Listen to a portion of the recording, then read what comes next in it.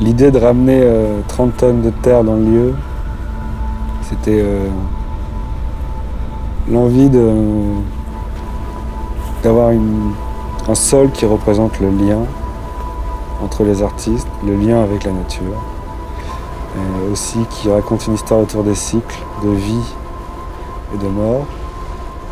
La terre, c'est le lien vraiment entre la nature et le monde d'aujourd'hui.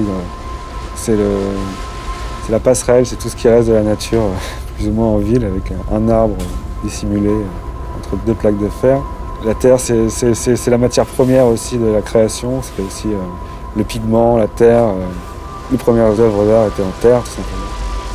La terre, c'est la matière première numéro 1, donc c'était aussi un hommage à l'humanité, à la terre. C'est l'agriculture, c'est la vie, c'est beau, c'est la terre.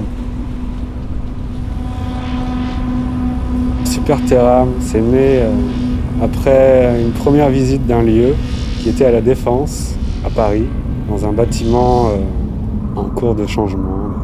La Défense, ça m'a tout de suite inspiré le fait d'une société construite sur peu de choses qui sont liées au sol, mais construite en hauteur.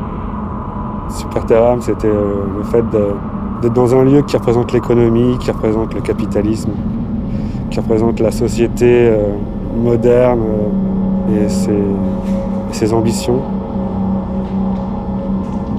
pour raconter une histoire autour d'une société qui s'est égarée de ses racines, de ses relations aux éléments qui constituent la vie au sens large.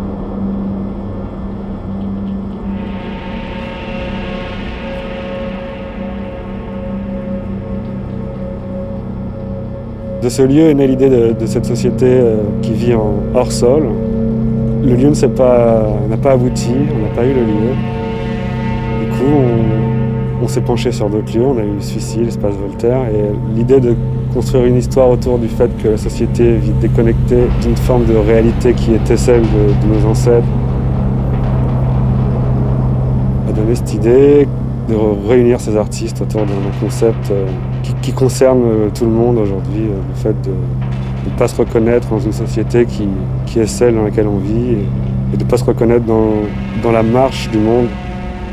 Super Terram, c'est ça, c'est un questionnement autour de dans quelle société on vit, comment on en est arrivé là, pour aujourd'hui être aussi peu sensible à la vie, aussi peu sensible au monde qui nous entoure, aux éléments, aux autres, à l'humain.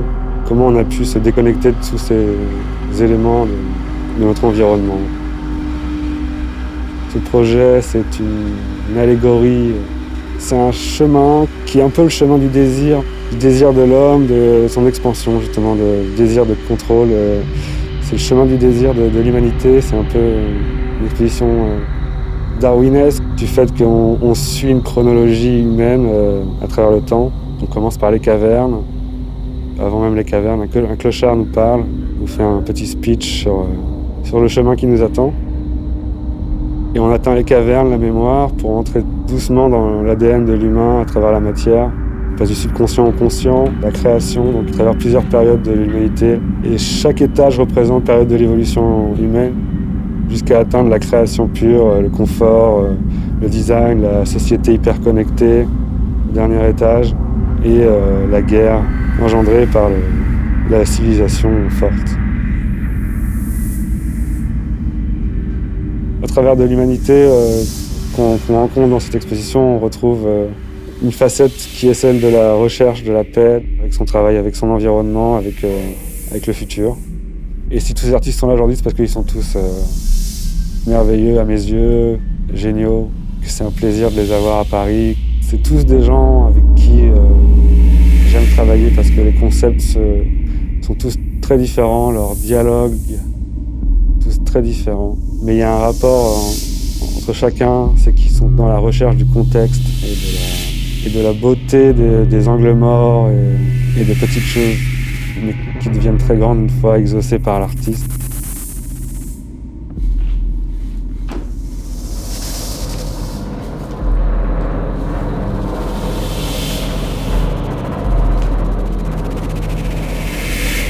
On souhaite que les gens puissent avoir le temps de créer une relation intime avec les œuvres, de ne pas être pressé, de prendre le temps de savourer l'espace et la tranquillité qui y règne.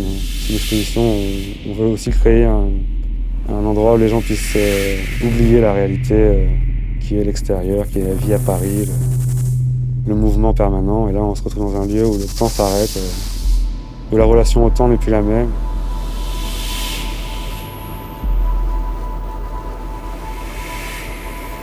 C'est une recherche artistique autour de la paix intérieure, de la paix entre humains, en période de guerre, dans un monde inquiet. Les artistes sont aussi là pour amener un peu de paix, un peu de rêve, un peu de liberté, un peu d'espoir. L'envie de cette exposition, c'est apaiser les esprits sur plusieurs thèmes, mettre un projecteur sur d'autres.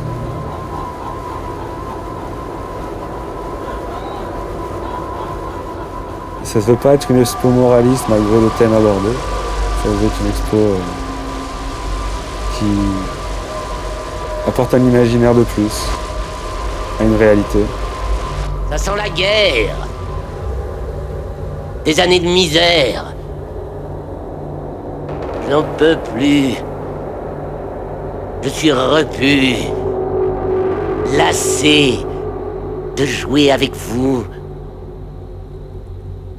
Mesdames et messieurs, bienvenue à Super Terram. Et surtout ne perdez pas votre âme.